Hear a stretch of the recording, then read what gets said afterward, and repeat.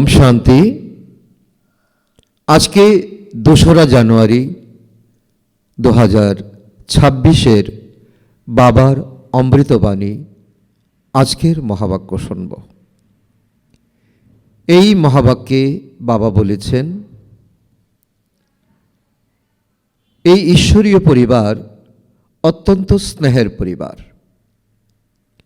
এই স্নেহের পরিবারে তোমাদের মধ্যে থাকবে স্নেহ মিলন, তোমাদের মধ্যে থাকবে একতা, তোমাদের মধ্যে থাকবে একতার বল। তোমাদের মধ্যে এই একতার বলের দ্বারাই তোমরা এই পুরো দুনিয়ার মধ্যে এক বিরাট পরিবর্তন এনে দিতে পারবে। কারণ বাবা বলেছেন স্বপরিবর্তন বিশ্ব পরিবর্তন। এই তোমাদের মধ্যে এক প্রত্যেক ব্রাহ্মণ বাচ্চা নিজেকে নিজে প্রশ্ন করবে যে এই স্বয়ং ভগবানের সঙ্গে আমি যখন মিলিত হয়েছি, জানতে পেরেছি যে ঈশ্বরের হৃদয়ে কি আমার স্থান আছে, থাকলে তো কতটুকু ঈশ্বরের স্থান আমি অধিকার করতে পেরেছি, আমার জীবনে দিব্যগুণের ধারণা কতটুকু, আর আমি ব্রাহ্মণ ঈশ্বরীয় সার্ভিসে কোনো প্রকার বাধা দিচ্ছি না তো, তনে মনে কোনো প্রকারে। আর নিজেদের মধ্যে যে ঈশ্বর এখন পরামর্শ দিচ্ছেন, সদা তোমরা মিলনসার হয়ে থাকো, ক্ষীরখণ্ড হয়ে থাকো, তো নিজেদের মধ্যে আমাদের কোনো মতৈক্য আছে? আমি সদা শ্রীমত পালন করি।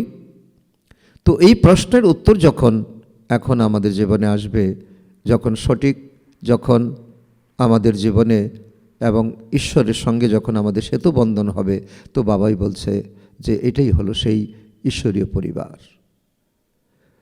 তো আজকে বাবা বলেছেন, মিষ্টি বাচ্চারা, তোমাদের নিজেদের মধ্যে খুবই আত্মিক স্নেহে থাকবে, কখনো মতভেদে আসবে না। আজকের প্রশ্ন, প্রত্যেক ব্রাহ্মণ বাচ্চাকে নিজেই নিজেকে অন্তর থেকে কোন কথা জিজ্ঞাসা করতে হবে? উত্তর, নিজের মনকে প্রশ্ন করো। নাম্বার 1, আমি ঈশ্বরের হৃদয়ে স্থান লাভ করতে পেরেছি? নাম্বার 2, আমার মধ্যে দিব্যগুণের ধারণা কতখানি হয়েছে? নাম্বার 3, আমি ব্রাহ্মণ ঈশ্বরীয় সার্ভিসে বাধা প্রদান করছি না তো? নাম্বার 4, সদা ক্ষীরখণ্ড হয়ে থাকি, আমাদের নিজেদের মধ্যে মতৈক্য আছে? নাম্বার 5, আমি সদা শ্রীমত পালন করি।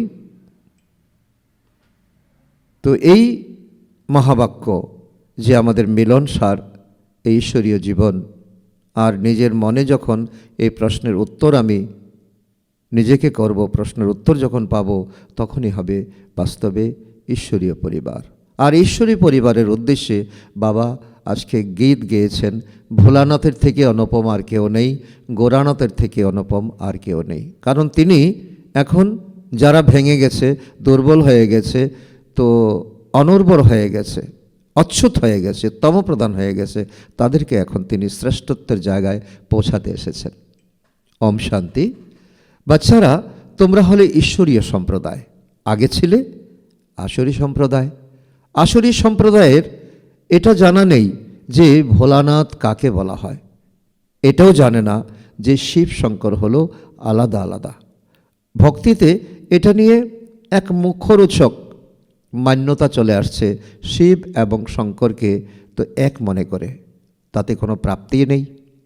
শঙ্কর হলো দেবতা, আর শিব হলেন আমাদের পিতা, শিক্ষক, সদ্গুরু।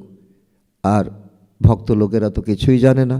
এখন তোমরা হলে ঈশ্বরীয় সম্প্রদায় অথবা ঈশ্বরীয় ফ্যামিলি, আর বাকি সেটা হলো রাবণের আসুরি ফ্যামিলি।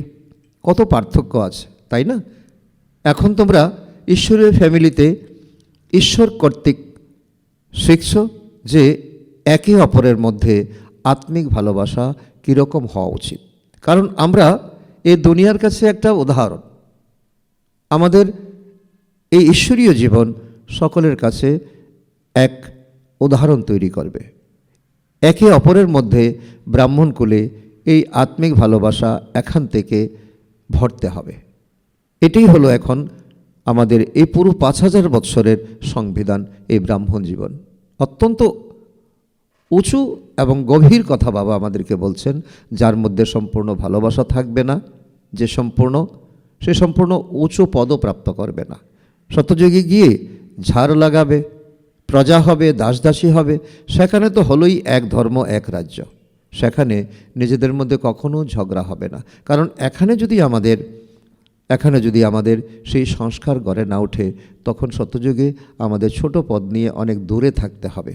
এখানে তো রাজত্ব নেই। ব্রাহ্মণদের মধ্যেও দেহ অভিমান থাকার কারণে তারা মতভেদে এসে যায়। এরকম মতভেদে যারা আসে তারা শাস্তি খেয়ে তারপর পাশ করবে। বাবা বলছে যাবে তারা পরমধামে, যাবে তারা সত্যযুগে, কিন্তু শাস্তি খেয়ে। যারা শাস্তি খায় তাদের পদ কি কখনো উঁচু হতে পারে? তারপর তারা এক ধর্মে থাকবে, তো সেখানে শান্তি বিরাজ করে। সত্যযুগের বর্ণনা বাবা অনেক অনেক গভীরভাবে আমাদেরকে দিয়েছেন। আমাদের চেতনা ওই জায়গাতে আমাদের যেতে হবে যে সত্যযুগে আমাদের ঈশ্বরীয় পরিবার কেমন থাকবে, প্রকৃতি আমাদের কেমন থাকবে, আমাদের ঘর অঙ্গন কেমন থাকবে। এখন তো ওই দিকে আছে আসুরি সম্প্রদায় বা আসুরি ফ্যামিলি টাইপ, আর এখানে হলো ঈশ্বরীয় ফ্যামিলি টাইপ। তোমরা দেখবে এই তোমাদের সেন্টারে বা মধুবনে বাবার ঘরে যে পরিবেশ, আর বাইরের দুনিয়াতে কি পরিবেশ। ভবিষ্যতের জন্য দিব্যগুণ তোমরা ধারণ করছো।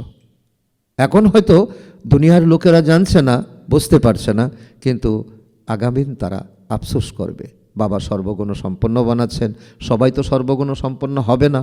যারা শ্রীমতে চলে তারাই বিজয় মালার দানা হয়। যারা হবে না তারা কি হবে? তারা প্রজাতে চলে আসবে। সেখানে তো হলো deity government, 100% purity, peace, prosperity থাকবে। এই ব্রাহ্মণ কুলে এখন দিব্যগুণ ধারণ করতে হবে। বাবা বলে এটা হলো এখন তোমাদের ঈশ্বরীয় বিশ্ববিদ্যালয়। এখানে তোমরা পড়াশোনা করছো রীতিমতো মনোযোগ দিয়ে, রেগুলারিটি, অ্যাটেনশান দিয়ে। কেউ তো ভালোভাবে দিব্যগুণ ধারণ করবে, অন্যদেরকে করাতে থাকবে।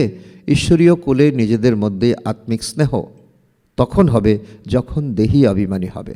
এটাই হলো তার মাপকাঠি, আর এটাই হলো আমাদের পরিবর্তনের চাবিকাঠি।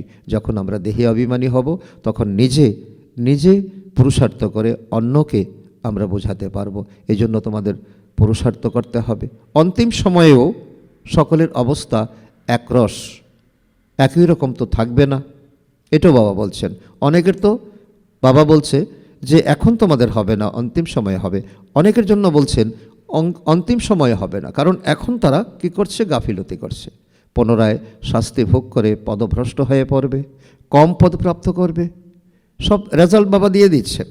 ব্রাহ্মণদের মধ্যেও যদি কেউ নিজেদের মধ্যে ক্ষীরখণ্ড হয়ে না থাকে, নিজেদের মধ্যে লবণাক্ত জল হয়ে থাকে, দিব্যগুণ ধারণ না করে, তাহলে বাবা ডিরেক্ট বলছেন উচ্চ পদ তোমরা পাবেই না। লবণাক্ত জল হওয়ার কারণে কোথাও ঈশ্বরীয় সার্ভিসেও বাধা প্রদান করে। ঈশ্বরীয় সার্ভিসে বাধা প্রদান করা এই নয় কোনো রকম শক্তি প্রদর্শন করলাম না, আমাকে কোনো সেবা দেওয়া হয়নি, তাই আমি মনে মনে আমি ক্ষুব্ধ এবং আমি খুব ভিতরে ক্রোধ প্রকাশ করছি, নেগেটিভিটি ভাইব্রেশন চালাচ্ছি।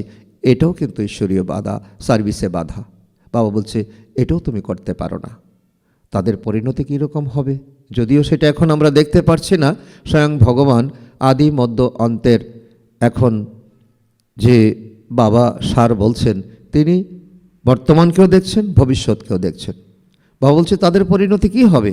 তারা এত উচ্চ পদ প্রাপ্ত করতে পারবে না, অত্যন্ত নিচু পদ নিয়ে তাদের সন্তুষ্ট থাকতে হবে। একদিকে ক্ষীরখণ্ড হয়ে থাকার পুরুষার্থ করছে তোমরা বাচ্চারা, অন্যদিকে মায়া কি করছে? লবণাক্ত জল বানিয়ে দিচ্ছে, একে তার সঙ্গে লাগিয়ে দিচ্ছে, একটা কনস্পিরেসি চালিয়ে দিচ্ছে, যার কারণে সার্ভিসের পরিবর্তে ডিসসার্ভিস করছে। বাবা বসে বোঝাচ্ছেন, বাচ্চারা তোমরা হলে ঈশ্বরীয় ফ্যামিলি, ঈশ্বরের সাথে তোমরা থাকো, ঈশ্বর তোমাদের সাথী, আর ঈশ্বরের হৃদয়ে তোমাদের স্থান। কেউ সাথে থাকে, কেউ কেউ অন্য গ্রামে থাকে, কিন্তু সবাই তো এক হয়ে থাকো, তাই না? কারণ যারা মধুবনে আছে, যারা গৃহস্থ পরিবারে আছে, তাদের একটাই পরিচয়, ঈশ্বরীয় ফ্যামিলি। বাবাও ভারতে আসেন, বাবা তো ভারতে অবতরণ করেন ব্রহ্মার শরীরে। সাধারণ মানুষ এটা জানে না যে শিব বাবা কবে আসেন, এসে কি করেন। বাবার দ্বারাই এখন তোমরা বাবার পরিচয় পেয়েছ। বাবা স্বয়ম্ভূ, তিনি নিজেই এসে ওনার পরিচয় প্রদান করেন। রচয়িতার আর রচনার আদি মধ্য অন্তকে এখনই তোমরা জানো। বাকি ভক্তির লোকেরা কি করছে? তারা চিৎকার করছে, তারা ডাকছে। দুনিয়ার মানুষ এটা জানে না যে এই চক্র কিভাবে রিপিট হয়, এখন কোন সময় চলছে। একদমই ঘোর অন্ধকার। তো সময়ের মধ্য দিয়ে তোমরা অতিবাহিত করছো তোমাদের জীবনযাত্রা। বাচ্চারা, তোমাদেরকে রচয়িতা বাবা এসে সমস্ত সমাচার শুনিয়েছেন, আদি মধ্য অন্তের জ্ঞান দিচ্ছেন। তার জন্য এখন তোমাদের স্পিরিচুয়াল নলেজ আর ভক্তিতে তারা ফিলোসফি নিয়েই চলছে, শাস্ত্র জ্ঞান নিয়ে তারা সন্তুষ্ট থাকছে। তার সাথে এটাও বাবা বুঝিয়েছেন যে হে শালগ্রাম, আমাকে স্মরণ করো। কাকে বলছেন? আমাদের বাচ্চাদেরকে বলছেন। এটা শিব বাবা নিজের বাচ্চাদেরকে বলছেন। বাচ্চাদেরকে যেমন তিনি উচ্চ পদের অধিকারী করছেন, তেমন তিনি এখন ডিরেকশন দিচ্ছেন, শাসন করছেন। তোমরা পবিত্র হতে চাও, তাই না? অনেক ডেকেছ, এখন আমি এসে গেছি। শিব বাবা আসেনি ভারতে পুনরায় শিবালয় বানাতে, কারণ ভারত এখন বেশ্যালয় হয়ে গেছে। তাকে শিবালয়, শিবের আলয় বানাতে এসেছেন। রাবণ কি বানিয়ে দিয়েছে? বেশ্যালয় বানিয়ে দিয়েছে। 5 বিকারে আমাদেরকে ভরপুর করে দিয়েছে। নিজেরাই গাইতে থাকে, আমি পতিত বিকারী, আমাকে সুখের দুনিয়ায় নিয়ে চলো। কারণ এই দুনিয়াকে দুঃখকে বানিয়েছে, রাবণ বানিয়েছে, তোমরা বানিয়েছ। ভারত শতযুগে সম্পূর্ণ নির্বিকারী ছিল। নির্বিকারী দেবতাদের বিকারী মানুষ পূজা করে, পুনরায় নির্বিকারীরাই বিকারী হয়ে যায়, তাই না? তো কত সুন্দর পদস্খলন। বাবা বলছে, দেখো, এটা আফসোস করার মতো, ভাবার মতো বিষয়। এটা কারোর জানা নেই। পূজ্য তো নির্বিকারী ছিল, পুনরায় পূজারী বিকারী হয়ে গেছে, তাই তো আহ্বান করে।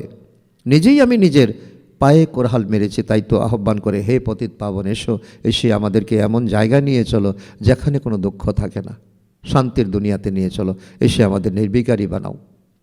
তো কে বানিয়েছে নির্বিকারী? কাকে আমরা প্রশ্রয় দিয়েছি? আর এখন কেন আমরা শুধরাচ্ছি না? বাবা বলছেন, এই অন্তিম জন্মে তোমরা পবিত্র হও, আমাকে স্মরণ করো, তাহলে তোমাদের পাপ কেটে যাবে, আর তোমরা তমপ্রধান থেকে শতপ্রধান দেবতা হয়ে যাবে। পুনরায় চন্দ্রবংশীয় ক্ষত্রিয় ফ্যামিলি টাইপে আসবে। বাবা বলছে যে এখন যদি তোমরা কিছুটাও যদি তোমরা এখন সংশোধন হও, তাহলে অন্তত কমপক্ষে ক্ষত্রিয় ফ্যামিলিতে 14 কলাতে তোমরা আসবে। এই সময় হলো ঈশ্বরীয় ফ্যামিলি টাইপ। পুনরায় দৈবী ফ্যামিলিতে 21 জন্ম থাকবে। আর এখন ভালো পুরুষার্থ করলে সূর্যবংশীতে আসবে, আর যদি মধ্যম পুরুষার্থ করো তাহলে চন্দ্রবংশীতে আসবে। এই ঈশ্বরীয় ফ্যামিলিতে তোমরা অন্তিম জন্ম এখন পাশ করো, বাবার পাশে থাকো। আর এই মায়ার দেওয়া পরীক্ষাতে তোমাদের পাশ করতে হবে। এতে তোমাদেরকে পুরুষার্থ করে পুনরায় সর্বগুণ সম্পন্ন হতে হবে। তোমরা পূজ্য ছিলে না, তখন রাজত্ব করতে, এখন পূজারী হয়ে গেছো। তোমাদের সেই বেশভূষা ছিল, দিব্য গুণ ছিল। এটা বোঝাতে হবে যে ভগবান হলেন বাবা, আমরা হলাম তার বাচ্চা। তো এটা ফ্যামিলি হয়ে গেল, তাই না? গাইতেও থাকে, তুমি মাতা পিতা, আমি তোমার বালক, তোমার তো কৃপাতে আমাদের সুখ ধন সম্পত্তি সব কিছু। তো ফ্যামিলি হলো, তাই না? সন্তানই তো পিতার কাছে আবদার করে, পিতার উত্তরাধিকারের মালিক হয়। এখন বাবার থেকে অসীম সুখ প্রাপ্ত হচ্ছে।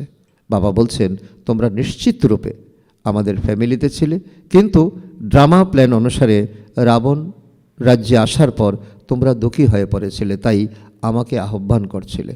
এই সময় তোমরা অ্যাকুরেট ফ্যামিলি আছো, ঈশ্বরীয় ফ্যামিলি, একেবারে নিশ্চিত। রাবণের কোনো রকম রাবণ তোমাদের ধারে কাছেও আসবে না যদি বাবার প্রতিটি কথাতে শ্রীমতে তোমরা তো বদ্ধপরিকর থাকো। পুনরায় তোমাদেরকে ভবিষ্যতের 21 জন্মের জন্য উত্তরাধিকার প্রদান করছেন। বাবা বলছেন আমি উত্তরাধিকার প্রদান করি, এই উত্তরাধিকার পুনরায় দৈবী ফ্যামিলিতে 21 জন্ম বজায় থাকবে। দৈবী ফ্যামিলি শতযুগ ত্রেতা পর্যন্ত চলে। পুনরায় রাবণ রাজ্য হওয়ার কারণে ভুলে যাও যে আমরা দৈবী ফ্যামিলির ছিলাম। বাম মার্গে যাওয়ার কারণে আসুরি ফ্যামিলি হয়ে যাও। আর বাবা এই হিসাবও বলছেন 63 জন্ম সিঁড়ি নেমে এসেছ, এই সমগ্র নলেজ তোমাদের বুদ্ধিতে আছে, যে কাউকে তোমরা বোঝাতে পারো। ঈশ্বরীয় জ্ঞানের ছোট্ট চিরকুট পকেটে রাখতে পারো, কারণ প্রদর্শনী তো যখন যাবে তখন হবে, কিন্তু এই তোমাদের কর্মজীবনেও পকেট থেকে বা বেজ দিয়ে তোমরা বাবার সেবাকে অনেক অগ্রসর করতে পারো। আসলে তোমরা হলে দেবী দেবতা ধর্মের। শতযুগের আগে ছিল কলিযুগ, আর এই সময় তোমরা এখন পড়াশোনা করছো, তোমরা এখন ব্রাহ্মণ পরিবারের হয়েছ। সঙ্গমে তোমাদেরকে মানুষ থেকে দেবতা বানানো হয়ে থাকে, ট্রেনিং চলছে তোমাদের। মাঝখানে হলো এই সঙ্গম, আর আগে হলো সত্যযুগ, পিছনে হলো কলিযুগ। তোমাদেরকে ব্রাহ্মণ ধর্ম থেকে পুনরায় দৈবী ধর্মে নিয়ে আসা হয়, বোঝানো হয় লক্ষ্মীনারায়ণ এই রাজ্য কিভাবে নিয়েছিলেন। তাদের পূর্বে আসুরি রাজ্য ছিল, পুনরায় দৈবী রাজ্য কবে আর কিভাবে হলো। বাবা বলছেন যে প্রত্যেক কল্পের সঙ্গমে এসে তোমাদেরকে ব্রাহ্মণ দেবতা ক্ষত্রিয় ধর্মে নিয়ে আসি। এটা হলো ভগবানের ফ্যামিলি। সবাই বলে গড ফাদার, কিন্তু বাবাকে না জানার কারণে তোমরা এখন কি হয়ে গেছো? তোমরা এখন ধনহীন হয়ে গেছো। এর জন্য বাবা এসেছেন ঘোর অন্ধকারকে প্রকাশ করতে। এখন স্বর্গ স্থাপন হচ্ছে, বাচ্চারা তোমরা পড়ছো, দৈবিগুণ ধারণ করছো। এটাও জানা দরকার। শিব জয়ন্তী পালন করা হয়, শিব জয়ন্তীর পর কি হবে? অবশ্যই দেবী রাজ্যের জয়ন্তী হবে, তাই না? হ্যাভেনলি গডফাদার হ্যাভেনের স্থাপনা করতে হ্যাভেনে তো আসবেন না, বলেন যে আমি হেল আর হ্যাভেনের মাঝখানে সঙ্গমে আসি, আমি তারপর পুনরায় আমি পরমধামে গিয়ে বসে যাই আর তোমাদের হ্যাভেনের মালিক বানাই।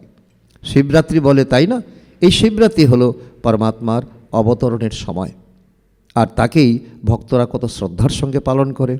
আর তোমরা এখন নিজেরা অনুভব করছো এই শিব জয়ন্তী, শিবরাত্রি মানে আমারও জয়ন্তী, পিতা পুত্রের একসঙ্গে জয়ন্তী। তো আমি রাতে আসি, অর্থাৎ তোমাদের যখন ঘোর অন্ধকার, মায়া যখন তোমাদেরকে একেবারে গ্রাস করে ফেলে। এটা তোমরা বাচ্চারাই বুঝতে পারো, তোমাদের জীবন কাহিনী, আর বাবা কি করে তোমাদেরকে এখন উত্তরণ করছেন। যারা বুঝতে পারে তারা অন্যদেরকেও ধারণ করায়।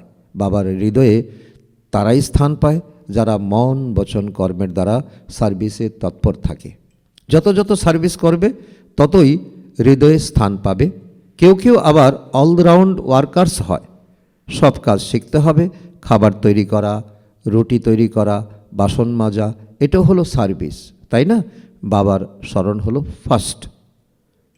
তার স্মরণে থাকলেই বিকর্ম বিনাশ হয়।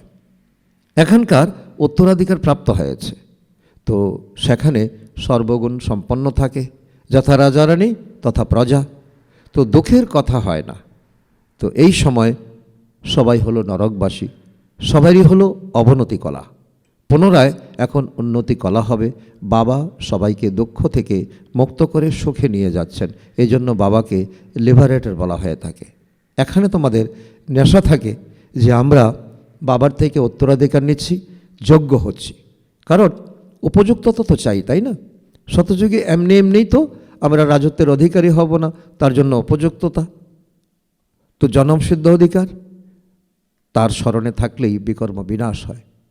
এখানকার উত্তরাধিকার তোমাদের প্রাপ্ত হয়েছে, সেখানে সর্বগুণ সম্পন্ন থাকবে। তোমাদের এখন এই পড়াশোনার যে পরিশ্রম, যে কামাই করছো, সেটা প্রারব্ধে পরিণত হবে। যথা রাজারানী তথা প্রজা, দুঃখের কথা হয় না। এই সময় সবাই হলো নরকবাসী, সবাইরই হলো অবনতির কলা। পুনরায় এখন উন্নতি কলা হবে। বাবা সবাইকে দুঃখ থেকে মুক্ত করে সুখে নিয়ে যাচ্ছেন, এই জন্য বাবাকে লিবারেটর বলা হয়ে থাকে। এখানে তোমাদের নেশা থাকে যে আমরা বাবার থেকে উত্তরাধিকার নিচ্ছি, যোগ্য হচ্ছি। যোগ্য তো তাকে বলা হবে যে অন্যদেরও রাজ্য পদ পাওয়ার যোগ্য বানাবে। এমন নয় তুমি স্বার্থটা বুঝে নিয়েছো তো নিজের পকেটে পরে নিয়েছো, তা নয়। যে জ্ঞানকে বিতরণ করবে, ঈশ্বরীয় সার্ভিসে বাধা হবে না, ঈশ্বরীয় সার্ভিস করবে, সেই যোগ্য হবে। এটাও বাবা বুঝিয়েছেন যে পড়ার জন্য তো অনেকেই আসবে, এমন নয় যে সবাই 84 জন্ম নেবে। যে অল্প পড়বে সে দেরি করে আসবে, তো জন্ম কম হবে। কেউ 80, কেউ 82, কেউ তাড়াতাড়ি আসবে, কেউ শেষ দিকে আসবে। তো এসব কিছুই পড়ার উপর নির্ভর করছে। সাধারণ প্রজা শেষে আসবে, তাদের 84 জন্ম হবে না, শেষের দিকে আসতে থাকবে। যে একদম লাস্টে থাকবে সে ত্রেতার অন্তে এসে জন্ম নেবে, পুনরায় বাম মার্গে চলে যাবে, অবনতি শুরু হয়ে যায়। তো তারা তো স্বর্গের সুখ তো তারা পাবে না। আসলো, কয়েক জন্ম ভোগ করলো, তারপর অবনতি কলা। ভারতবাসীরা কিভাবে 84 জন্ম নেয়, এটা হলো তার সিঁড়ি। এইগুলা হলো ড্রামার রূপে, 5000-এর ড্রামা, সত্য, ত্রেতা, দ্রাপর, কলি। যারা পাবন ছিল তারাই এখন পতিত হয়ে গেছে, পুনরায় পাবন দেবতা হবে। বাবা যখন আসেন তখন সকলের কল্যাণ হয়। এই জন্য একে অসপিসিয়াস যুগ বলা হয়ে থাকে। সব কিছুর মূলে হলেন বাবা, যিনি সকলের কল্যাণ করেন। শতযুগে সকলেরই কল্যাণ ছিল, কোনো দুঃখ ছিল না, কোনো দশা ছিল না। এখন তো কত উল্টো পাল্টা দশা আমাদের জীবনে এঁটে যায়। তো এটা তো বোঝাতে হবে যে আমরা হলাম ঈশ্বরীয় ফ্যামিলি টাইপ। ঈশ্বর হলেন সকলের বাবা। এখানেই তোমরা তার উদ্দেশ্যে মাতা পিতা বলে গান করতে থাকো। তুমি মাতা, তুমি পিতা, তুমি বন্ধু, তুমি সখা।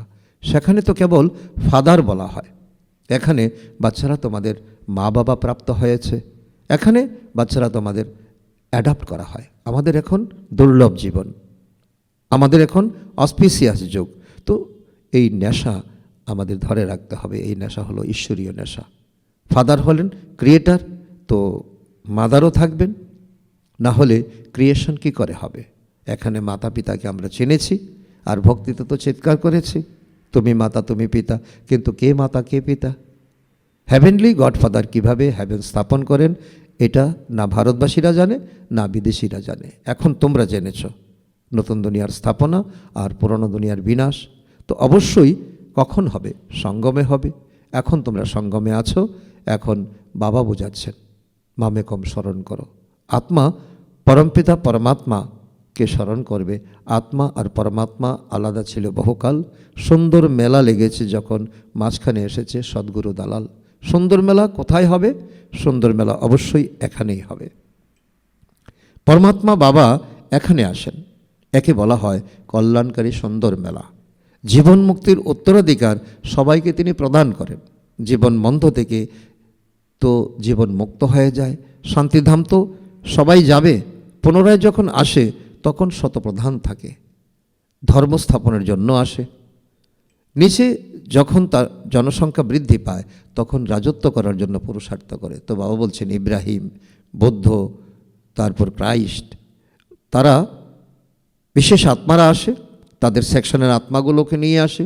আর যখন অধিক সংখ্যক হয়ে যায় তখন রাজত্ব স্থাপন হয়। ততক্ষণ কোনো ঝগড়াঝাটি হয় না। আর ঝগড়াঝাটি হয় তারপরে, কারো কালচার নিয়ে, কারো মতভেদ, কারো ধর্ম নিয়ে, কারো মত নিয়ে। শতপ্রধান থেকে রজতে যখন আসে তখন লড়াই ঝগড়া শুরু হয়ে যায়। এটাই হলো মূল কথা। আর বাবা বলছেন এখন তোমরা একেবারে তমপ্রধান হয়ে গেছো। এখন তো মার, দাঙ্গা, লড়াই, ঝগড়া, মারামারি, প্রথমে সুখ তারপর দুঃখ। এখন একদমই দুর্গতি প্রাপ্ত করেছে, কারণ এখন কলিযুগের অন্তিম সময়, এখন তমপ্রধান অবস্থা। এই কলিযুগী দুনিয়ার বিনাশ, তারপর পুনরায় শতযুগে দুনিয়ার স্থাপন হবে। ব্রহ্মা দ্বারা বিষ্ণুপুরীর স্থাপনা করছেন। যেরকম পুরুষার্থ করে সেই অনুসারে বিষ্ণুপুরীতে এসে প্রালব্ধ পায়। তো এইসব হলো বোঝার মতো খুব ভালো ভালো কথা। এই সময় বাচ্চারা তোমাদের অনেক খুশি হওয়া উচিত যে আমরা ঈশ্বরের থেকে ভবিষ্যতের 21 জন্মের জন্য উত্তরাধিকার প্রাপ্ত করছি। যতটা পুরুষার্থ করে নিজেকে অ্যাকোরেট বানাবে, তোমাদের অ্যাকোরেট বানাবে, ততই তোমরা উচ্চ পদের অধিকারী হবে। তোমাদেরকে অ্যাকোরেট হতে হবে। বাবা অনেক বড় আমাদেরকে টেম্পটেশন দিচ্ছেন। ঘড়িও লিভার আর সিলিন্ডার হয়, তাই না? লিভার খুবই অ্যাকুরেট হয়, বাচ্চাদের মধ্যে কেউ অ্যাকুরেট হয়ে যায়, কেউ আনঅ্যাকুরেট হয়ে যায়, তো পদ কম হয়ে যায়। পুরুষার্থ করে অ্যাকুরেট হতে হবে, এখন কেউই অ্যাকুরেট চলছে না। পুরুষার্থ করানোর জন্য তো এক বাবাই আছেন, ভাগ্য বানানোর পুরুষার্থে ঘাটতি আছে, এই জন্য বাচ্চারা কম পদ পায়। শ্রীমতে না চলার কারণে, আসুরি গুণ না ছাড়ার কারণে, যোগে না থাকার কারণে তো এইসব হয়। তো বাবা বলছেন, এক হচ্ছে শ্রীমত, তো এক হচ্ছে আসুরি গুণ ছাড়ছে না, আর তৃতীয় হচ্ছে যোগে কোনো তার রুচি নেই। যোগ না করলে তাকে তো কি বলবে, তাকে পণ্ডিত বলবে, তো অন্যকে বলবে, নিজে করবে না। যোগ কম করে, এই জন্য শিব বাবার প্রতি পেয়ার থাকে না, লাভ থাকে না, ধারণা কম হয়ে যায়, সেই খুশিতে থাকে না।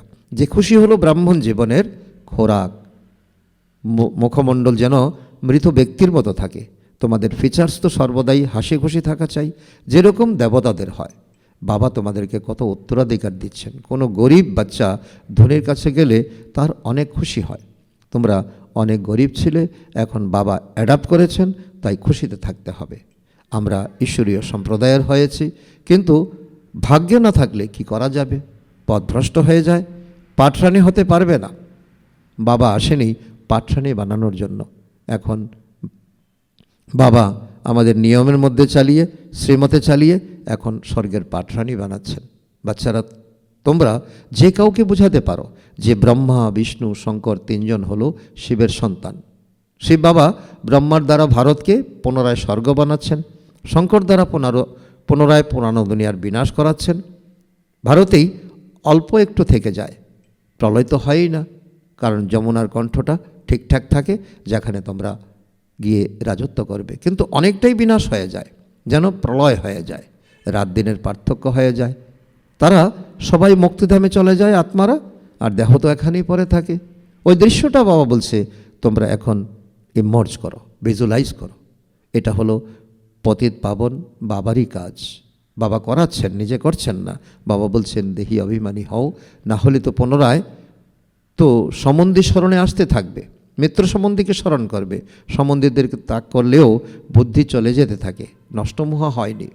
একে ব্যভিচারী স্মরণ বলা হয়ে থাকে। সদ্গতি পেতে পারবে না, কেননা দুর্গতি প্রাপ্তকারী আত্মাদের স্মরণ করতে থাকে, কারণ অন্তিম সময় তোমাদের নষ্টমোহ হতেই হবে। আর যদি আত্মীয় পরিজন, স্ত্রী পুত্র কন্যাকে স্মরণ করো, তাহলে দুর্গতি প্রাপ্ত হবে। আর ওই সময়টাকে মনে করে এখন জোর কদমে আমাদের পুরুষার্থ করা।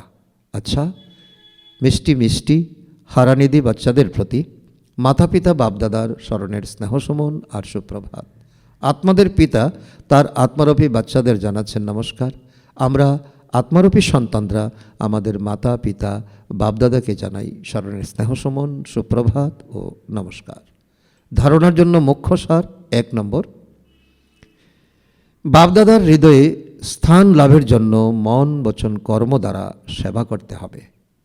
অ্যাকুরেট আর অলরাউন্ডার হতে হবে। নাম্বার 2, এমন দেহি অভিমানী হতে হবে যে কোনো পুরানো সম্বন্ধী যেন স্মরণে না আসে। নিজেদের মধ্যে খুবই আত্মিক স্নেহে থাকতে হবে, লবণাক্ত জল হবে না। আজকের বরদান: বিশ্ব পরিবর্তনের শ্রেষ্ঠ কার্যে নিজের আঙ্গুলি অর্থাৎ সহযোগ প্রদানকারী মহান তথা নির্মাণ ভব। তার অর্থ হলো, যেরকম কোনো স্থূল জিনিস বানানো হলে তো তাতে সব জিনিস দেয়, কোনো সাধারণ মিষ্টি বা লবণও যদি কম হয়ে যায় তো ভালো জিনিসও খাওয়ার যোগ্য হয় না, অযোগ্য হয়ে যায়। এরকমই বিশ্ব পরিবর্তনের এই শ্রেষ্ঠ কার্যের জন্য প্রত্যেক রত্নের প্রয়োজন আছে। সকলের সহযোগের আঙ্গুল চাই, সবাইকে নিজের নিজের রীতিতে খুব প্রয়োজন আছে। তোমরা হলে শ্রেষ্ঠ মহারথী। এই জন্য নিজের কার্যের শ্রেষ্ঠতার মূল্যকে তোমরা জানো। তোমরা সবাই হলে মহান আত্মা, কিন্তু যতটা মহান হয়েছ ততটাও নির্মাণ হও। আজকের স্লোগান: নিজের নেচারকে ইজি অর্থাৎ সরল বানাও, তাহলে সব কাজ ইজি হয়ে যাবে। আজকের অব্যক্ত ইশারা: এই অব্যক্তি মাসে বন্ধন মুক্ত থেকে জীবন মুক্ত স্থিতির অনুভব করো। আজকের পয়েন্ট: জীবনে থেকে সময়, পরিস্থিতি, সমস্যা, বায়ুমণ্ডল ডবল দূষিত হওয়া সত্ত্বেও তার প্রভাব থেকে মুক্ত, জীবনে থেকে এই সকল ভিন্ন ভিন্ন বন্ধনগুলি থেকে মুক্ত থাকতে হবে। একটাও সূক্ষ্ম বন্ধন থাকবে না। এরকম প্রত্যেক ব্রাহ্মণ বাচ্চাকে বন্ধনমুক্ত, জীবনমুক্ত হতে হবে। সঙ্গম যুগেই এই জীবনমুক্ত স্থিতির প্রালব্ধের অনুভব করতে হবে। আচ্ছা, ওম শান্তি।